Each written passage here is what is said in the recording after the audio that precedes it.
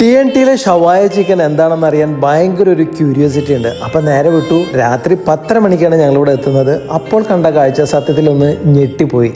5 മെഷീനിൽ അപ്പോഴും ഷവായ ചിക്കൻ കിടന്ന് കറങ്ങിക്കൊണ്ടേയിരിക്കുകയാണ്. റഷോട് റഷ്.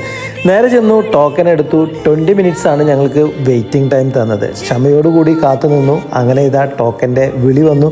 നേരെ ഉള്ളിൽ കയറി സീറ്റിലേക്ക് ചെന്നപ്പോഴും ഒരു രക്ഷയില്ല, ഫുൾ റഷാണ്. മലബാർ മൊത്തം ഇപ്പോൾ കൈയടക്കിക്കൊണ്ടിരിക്കുന്നത് TNTയിലെ ഈ ഷവായ ചിക്കനാണ്. ഈ സമയത്തും ഇത്രയും റഷ് ഉണ്ടാവണമെങ്കിൽ ഇതിന് സംതിങ് സ്പെഷ്യൽ ഉണ്ടാവില്ലേ? അപ്പം നമ്മൾ ഓർഡർ ചെയ്ത സാധനങ്ങളെല്ലാം ഇതാ ടേബിളിൽ എത്തിയിട്ടുണ്ട്. 500 റുപ്പീസാണ് ഒരു ഫുൾ ചിക്കൻ അവർ ചാർജ് ചെയ്യുന്നത്. അതിൻ്റെ കൂടെ 4 കുബൂസും ഒരു മാംഗോ സലാഡുമാണ് കോംപ്ലിമെൻ്റ് ആയിട്ട് കിട്ടുന്നത്.